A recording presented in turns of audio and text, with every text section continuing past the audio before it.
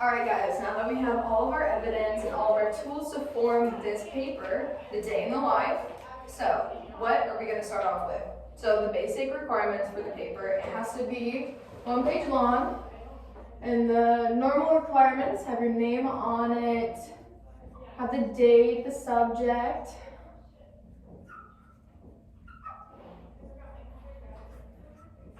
make sure your pages are numbered, and you will have a citation page. So don't forget about your citations, and there'll be MLA citations, and make sure you include text. So within the text, you do have to have 3 supporting evidence from the primary sources. It can be all from one, it can be 1 from each, whatever you like, but it has to be minimum of 3.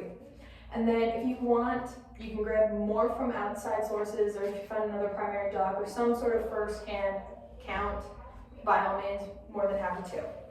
So, how it should be formed, there's 3 ways that I can think of, and if you find another way, that'd be really good. So you can kind of do just a day-to-night situation. You wake up, what happens out through your day, what happens at night, just kind of a thing.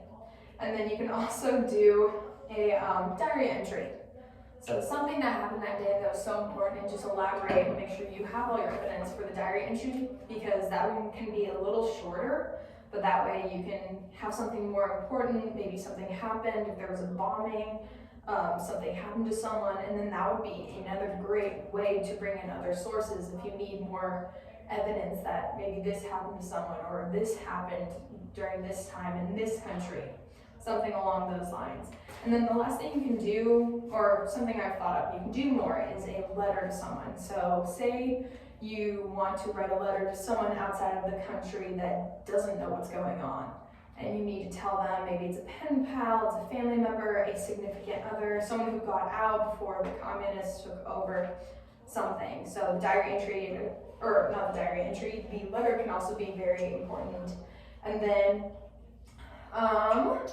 another way you can think about writing in the day is the mood.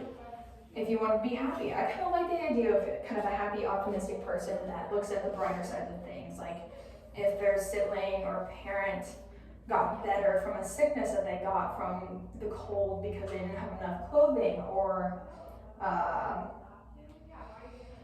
the line was not as short at the grocery store, or there weren't that many people on the bus. Just something evidence, but it can also kind of have a happy tone to it. Or obviously you can make it mad, something happened, something sad, someone died, some sort of like significant thing that happened, and you can pull direct, or something that may have happened in the war directly, or maybe it can be the day that they get out of the communist environment, or just something, make it your own with that. And then you also do need to involve a family structure. So something along the lines of like 1 guardian, 2 guardians, your grandparents are there, your aunts and uncles, however many siblings, just make sure you get creative. But always remember that you need your primary sources, and they do need to meet the requirements over here. So if there's any other questions, yeah. So we don't have to pretend that it's our real family? Mm-mm. It could be anyone we want it to be? Yeah, be as creative as you want. If anything, the more creative, the better, because then you can really immerse yourself into it. And that's why I had you guys do so much prior to writing this, so maybe you can talk about how maybe you don't have a brother in real life, but your brother in real life got drafted, or he was part of some sort of radical group that was against communism and something happened to it. Or say a family member died from an illness that would have been easily cured, but because of the healthcare system in this community was so poor because of the way it was structured because of communism.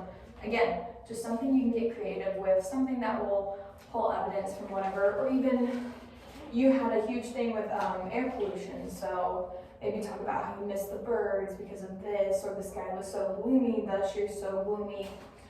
Did you have another question? Could we pretend to be someone who is, well, not pretend I guess, but could we be someone who was in the military, or someone who like got drafted with their siblings? Yeah, of course. Again, you have to I'm not sure how much in the primary sources would help be evidence to that, but then that's what I'm saying. You got to pull from other sources, find more first-hand accounts, maybe more diary entries or something from someone who had actually encountered that, find an article, something to back up your evidence. That would be good. And again, MLA citation within the text and your citation page. But overall, yeah, if there's any other questions, I'd be more than happy to answer them, but that is the paper. All right, thank you.